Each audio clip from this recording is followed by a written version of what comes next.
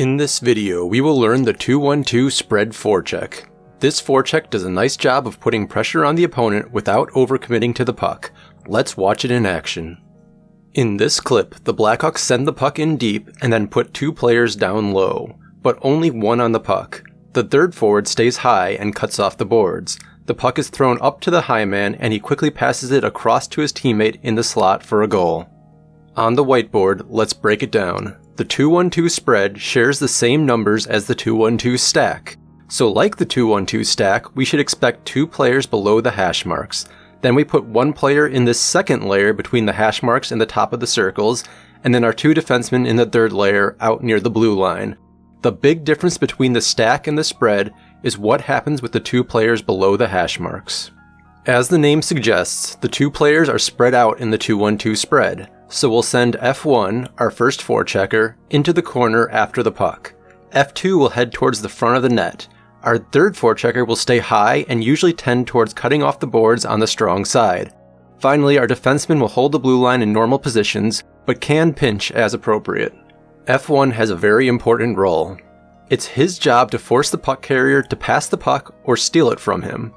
In this forecheck, F1 is all alone on the puck, so it's extremely important that F1 takes a good angle going with the puck carrier.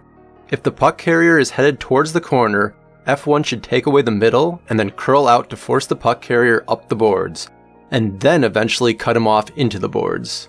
With F3 taking away the boards, we should be able to take away the pass to the wing and also create a roadblock if the opposing D tries to power his way up the boards. If the D tries to pass it back to the center curling in the middle, F3 should do his best to get back to the middle and cut off the pass or pressure the opposing center. If instead the puck carrier is headed towards the back of the net, then F1 should take a good angle and curl width to make sure the opponent goes behind the net. Now F2 can take over. If F2 sees the puck headed behind the net, he'll want to get behind the net and cut off the puck carrier. He'll usually head behind the net on the weak side, but can cut off the strong side if he's already in that area. When he's coming down the weak side, F2 should make his cut right next to the net to take away any cutback options and force the puck carrier into the boards.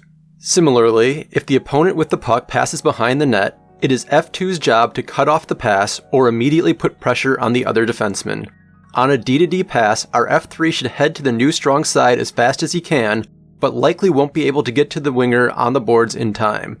This is a great opportunity for our defenseman to pinch. There will be pressure on the opposing D, and our F3 will be shifting over and can always step behind our D to cover. When F2 takes over the main forechecking role, F1 will take over as the player in front of the net. These two players will continue to switch off anytime the puck shifts from one side of the net to the other. However, F3 should stay high for the entire forecheck until his team gains control of the puck. F2's role in front of the net is more than just playing pucks going behind the net. When the puck is being pushed up the strong side, F2 should take away the low slot and any passes to the center curling through the slot. As the puck moves up the ice, F2 should backcheck right away and help take away the middle of the ice.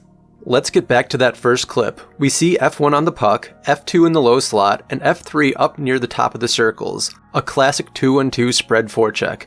As the puck is dumped up the boards, F3 is able to step over to it, while F2 starts to move higher. F3 sees F2 all alone in the slot, and quickly passes it over. F1 is able to get in front of the goalie for a screen, and F2 uses it to bury the go-ahead goal. The three forwards were able to quickly turn their 2-1-2 spread into instant offense. If F1 gets into a battle along the boards for the puck, F2 can go help as he would in a 2-1-2 stack forecheck.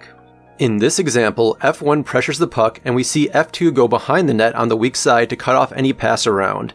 He sees a tie-up happening and goes to help F1 in the corner, but the puck quickly squirts out to F2. He attempts to immediately pass the puck to F3, but it's tipped away and the D is able to get a shot off instead. Hitting F3 is a common way to transition to offense in this forecheck. However, one of the best parts of this forecheck is how easily it transitions to quick offense. With a player in front, any turnover can quickly result in a pass to the slot, where F2 may be all alone on the goalie. In this clip, the two Blackhawk forwards look like they might do a 2-1-2 stack, but the F2 backs off to a spread forecheck and cuts off the lane behind the net. The opponent dumps the puck up the boards and F3 is able to pick it up. We can see the Lightning are caught in the middle of a breakout and nobody is covering the front of the net. A quick pass to the slot gives F2 enough time to make a move on the goalie, but the opposing goalie does a great job staying with him. Like all systems, the 2-1-2 spread has its strengths and its weaknesses. One of the strengths of the spread is how much ice is covered.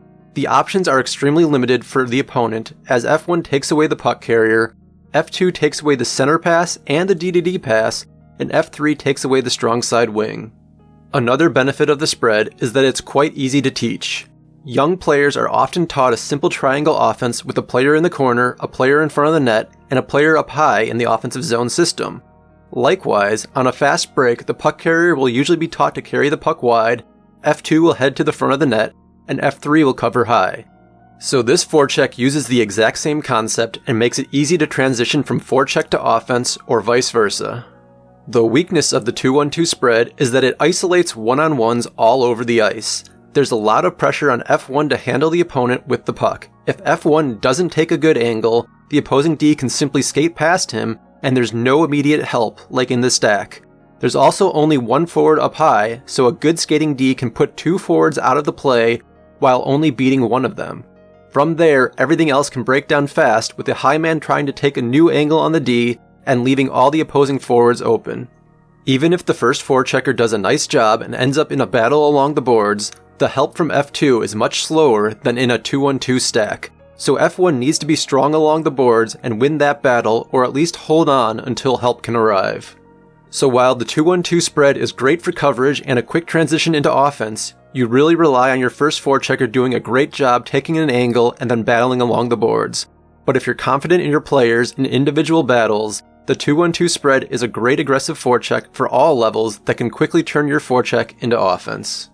I hope you enjoyed this piece of the HockeyIL video playbook, and you'll come back for more system skills and drills here on YouTube or at HockeyIL.com.